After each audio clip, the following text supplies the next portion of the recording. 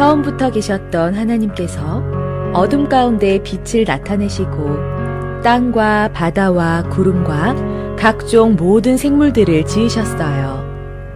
그리고 직접 흙으로 하나님의 형상을 닮은 아담을 만드셨고 아내 하와를 곁에 두셨어요. 하나님께서는 직접 만드신 이 세상과 사람을 보고 만족해 하셨지요. 하나님께서는 사람에게 이 세상에 지어진 모든 것을 다스리라는 특권을 주셨고 풍요롭고 아름다운 동산에서 하나님을 찬양하며 영원히 행복하게 살길 원하셨어요. 그런데 아담과 하와가 하나님과의 약속을 어기고 선악을 알게 하는 열매를 먹는 죄를 지었어요. 진노하신 하나님께서 동산에서 그들을 쫓으셨어요. 아담과 하와를 통해 후손들이 태어났지만 그들 역시 끝없이 죄를 짓고 교만함과 불순종으로 넘어지길 반복하며 하나님의 마음을 아프게 했어요. 하나님을 떠난 사람들은 죄를 가까이 하였고 죄의 끝은 멸망과 지옥이었기에 세상은 아무 희망 없이 무너져 내리기 시작했어요. 그러나 하나님께서는 지으신 세상과 사람들의 고통을 외면하고 버리지 않으셨어요. 때를 보시고 어두운 세상에 소망의 빛을 내려주셨어요. 죄를 가지고 있는 사람이 스스로를 구원할 수는 없기 때문에 하나님께서는 독생자를 통해 세상을 구원하시기로 하셨어요. 독생자는 유일한 아들이라는 뜻이에요. 단지 하나님께서 지으신 사랑하는 사람들의 죄를 해결해 주시기 위해 하나님의 아들을 구원자로 보내주시기로 하셨어요. 하나님께서 독생자 곧 예수님을 이 땅에 보내신 방법은 사람의 몸을 통해서였어요. 그래서 살펴보시다가 믿음이 좋은 부부를 선택하셨는데 바로 마리아와 요셉이에요. 마리아와 요셉은 혼인 전 하나님께서 보내신 천사를 통해 구원자에 대한 소식을 듣게 되었고 이를 믿고 순종하자 결혼하지 않은 마리아의 몸에 성령으로 잉태하게 되었어요. 하나님은 예수님을 좋은 곳에서 오게 하지 않으셨어요. 춥고 눅눅한 곳, 누추하고 쾌쾌한 냄새가 나는 마구간에서 아기 예수님을 탄생하게 하셨어요.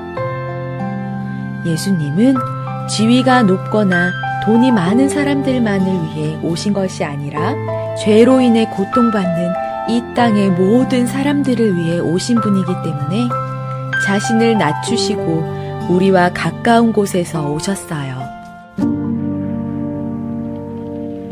예수님에게 마구간에서의 탄생은 고난의 시작에 불과했어요. 예수님을 알아보지 못한 헤롯 왕은 그저 자기를 위협하는 대상이라고 여기고 아기 예수님을 죽이려 했고 세월이 흘러서도 여전히 예수님을 질투하고 시기하는 사람들로 인해 핍박을 당하셨어요.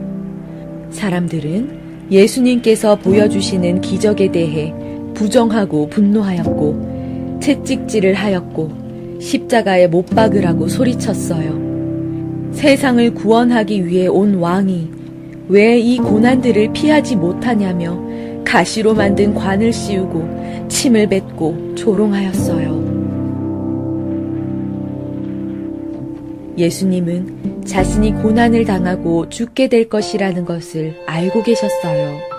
다가올 아픔과 죽음에 대한 두려움은 우리가 헤아리기 어려울 만큼 컸겠지요. 그런데도 예수님께서는 도망치거나 거부하지 않고 묵묵히 감당하고 계셨어요. 하나님의 계획을 아셨기 때문이에요. 살이 찢겨나가는 고통과 사랑하는 사람들에게 받는 비난이 너무나 예수님을 힘들게 하였지만 하나님의 뜻과 바꿀 수는 없었어요. 하나님의 아들이 대신 우리의 죄를 위해 죽으셨어요. 예수님이 제물이 되셔서 그 피값으로 우리의 죄를 용서받게 되었어요. 멸망과 지옥의 길에서 빠져나올 수 있게 되었어요. 예수님께서 오시자 세상은 완전히 변하여 다른 세상이 되었어요. 하나님과 사람과의 관계가 예수님으로 인해 연결이 되고 더욱 가까워졌어요. 아픔과 고통은 없고 영원히 기쁨과 행복만이 넘쳐나는 천국으로 가는 구원의 길이 열렸어요. 이보다 더 큰 선물이 우리에게 있을까요? 잠깐 즐겁고 많은 오락이나 장난감이 아니라 비교도 할 수 없을 만큼 큰 은혜를 주셨어요. 그렇기 때문에 우리는 이 놀라운 사실에 기뻐하고 기뻐해야 해요. 우리들은 자신이 할 수 있는 최선의 것으로 감사하고 감사해야 해요. 어떠한 표시, 성의, 물질, 순종 없이 말과 생각으로만 하는 감사는 진정한 감사의 표현이 아니에요. 여러분 모두 정성껏 예물을 준비하고 각자의 달란트를 통한 충성과 말씀에 순종하고 가족과 이웃을 사랑하는 모습으로 내가 이만큼 예수님께 감사하고 있음을 보여드려 보세요. 여러분, 예수님께서 정말 기뻐하는 것은 우리만 이 안에서 기쁨을 누리고 있는 것이 아니라 전하고 전해서 한 영혼이라도 더 초대하여 함께하는 것이에요. 하나님께서 아끼고 사랑하는 마음으로 우리를 만드셨는데 아직 예수님을 몰라 세상 속에서 아파하고 방황하는 이들 또한 사랑하셔요. 우리 가족과 친구들과 이웃들과 함께 구원받고 천국 가야 하지요.